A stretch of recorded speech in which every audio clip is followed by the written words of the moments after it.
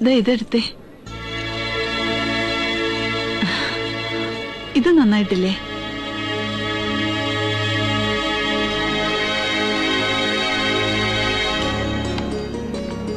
ആഹാ, ഇതുവരെ കഴിഞ്ഞില്ലേ? കഴിഞ്ഞു. കാശ് കൊടുത്താ ഇറങ്ങാം. കൊടുക്കായിരുന്നില്ല മാഷേ. നീ വന്നിട്ടാണെന്ന് കരുതി. ഓ, ബില്ല് എഴുതി. ശരി സാർ. കൊടുത്തിട്ട് വരാം. സാർ. ഓ,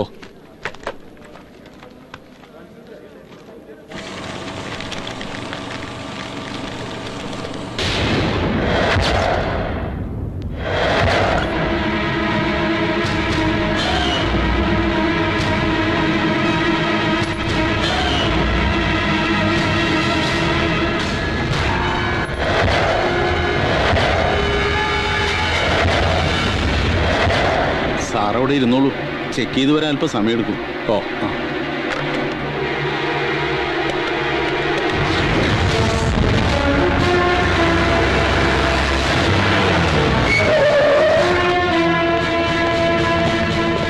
ആരാ? ആ സോഫയിലിരിക്കുന്ന ആളാ. ആ പേപ്പർ വായിക്കുന്നത്? അത് തന്നെ. ഓക്കെ.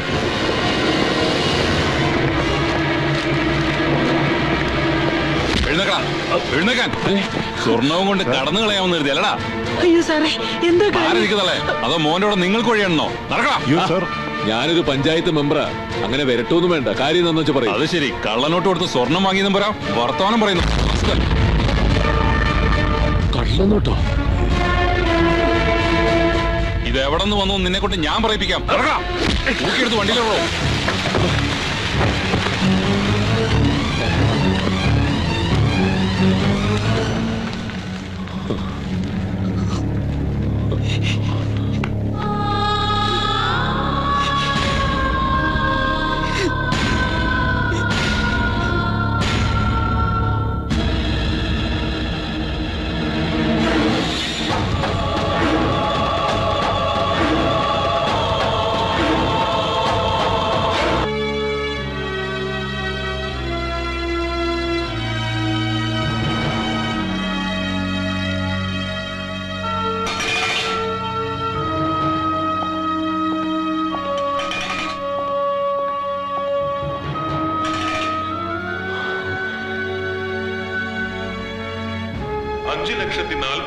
രൂപയുടെ കള്ളനോട്ടുകളുമായി നഗരത്തിലെ ഒരു ജ്വല്ലറിയിൽ വെച്ചാണ് പ്രഭാകരനെ പോലീസ് അറസ്റ്റ് ചെയ്തത്.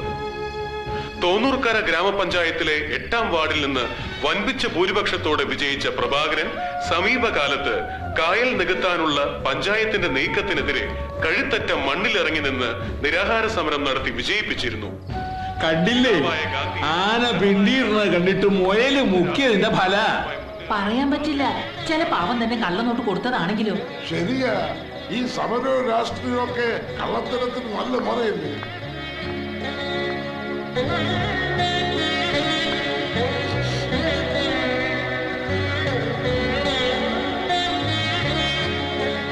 പ്രഭേട്ടനെ അവരാൻ ചതിച്ചത് രഞ്ജിനി, എനിക്കറിയാം.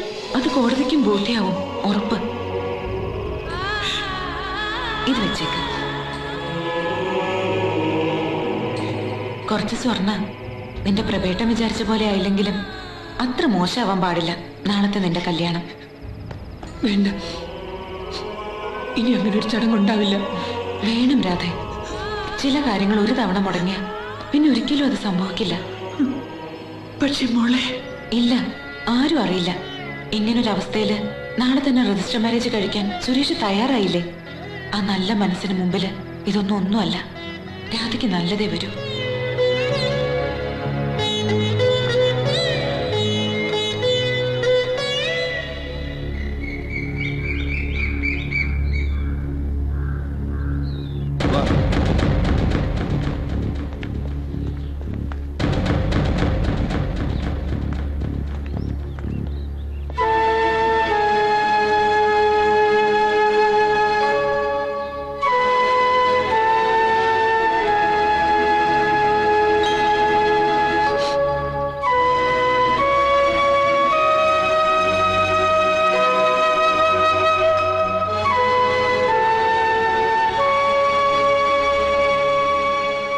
പ്രഭേട്ടൻ ഞങ്ങൾ അനുഗ്രഹിക്കണം.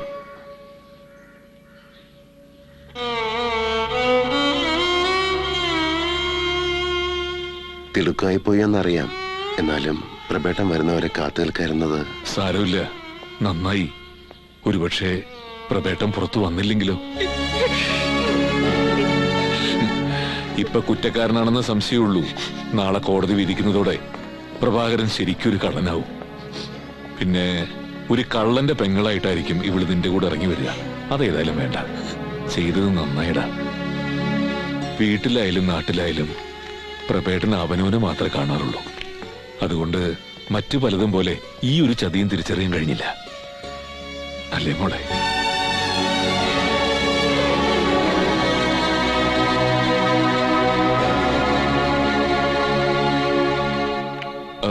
നിങ്ങൾക്കൊക്കെ ഞാൻ ഒരുപാട് നാണക്കേടുണ്ടാക്കിയല്ലടാ. പ്രഭാരം പറ, ഈ ഒറ്റിന് പകരം ഞങ്ങൾ എന്താ ചെയ്യേണ്ടത്? ഏയ് ഒന്നും വേണ്ട, ഒക്കെ എന്റെ വിധിയാവും.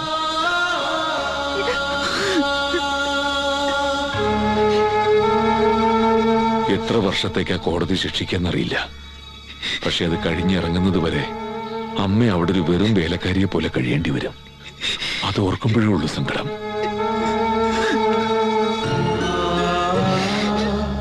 ഇന്നേ വരെ അമ്മയ്ക്ക് വേണ്ടി ഒന്നും ചെയ്യാൻ എനിക്ക് കഴിഞ്ഞിട്ടില്ല. ശരിക്കും പറഞ്ഞ ഇങ്ങനൊരു മകൻ ജനിക്കേണ്ടായിരുന്നു, അല്ലേ അമ്മേ? അതെ, സമയം കഴിഞ്ഞു.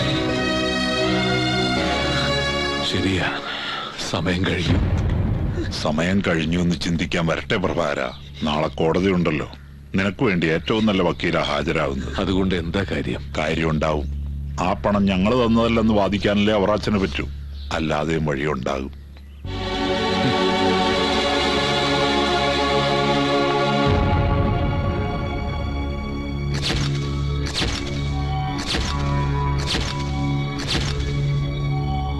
പ്രതിഭാഗം വക്കീലിന് എന്താണ് ബോധിപ്പിക്കാനുള്ളത്?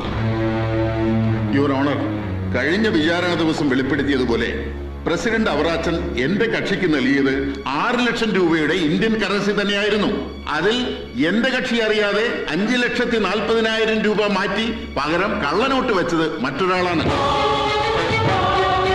ആ യഥാർത്ഥ പ്രതി കുറ്റമേറ്റു പറയാൻ എത്തിയിട്ടുണ്ട്. ഹാജരാക്കാൻ കോടതി അനുവദിക്കണം. Yes, proceed.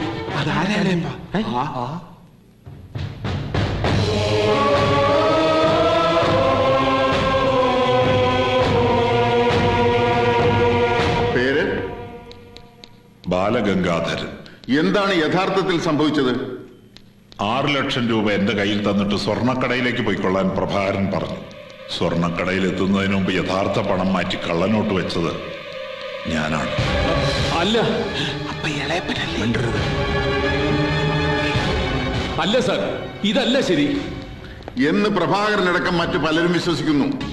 യുവർ ഓണർ, ദീർഘകാലം അധ്യാപകനായിരുന്ന സമൂഹത്തിൽ മാന്യനായ ഈ പ്രതി സഹിക്കാനാവാത്ത കുറ്റബോധം കൊണ്ടാണ് കുറ്റമേറ്റു പറയുന്നതെന്ന് സത്യവാങ്മൂലത്തിൽ സമ്മതിച്ചിട്ടുള്ളതാണ്. പ്രഭാകരന് പകരം ഇലക്ഷനിൽ മത്സരിക്കേണ്ടിയിരുന്നത് ഈ നിൽക്കുന്ന ഗംഗാധര മാഷായിരുന്നു. അത് സാധിക്കാത്തതിലുള്ള പകയാണ് ഇത് ചെയ്യാൻ പ്രതിയെ പ്രേരിപ്പിച്ചിട്ടുള്ളതെന്ന് പ്രതി വ്യക്തമാക്കിയിട്ടുണ്ട്.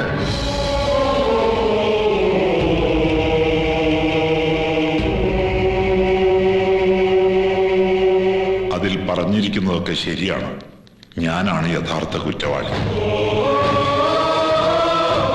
യുവർ ഓണർ, യഥാർത്ഥത്തിൽ ഇതാണ് സംഭവിച്ചത്. പണം കൈമാറിയത് മലപ്പുറത്തുള്ള ഒരു പഴയകാല സുഹൃത്താണെന്നും അദ്ദേഹത്തിന്റെ അഡ്രസ് അറിയില്ലെന്നും ഇദ്ദേഹം വ്യക്തമാക്കിയിട്ടുണ്ട്.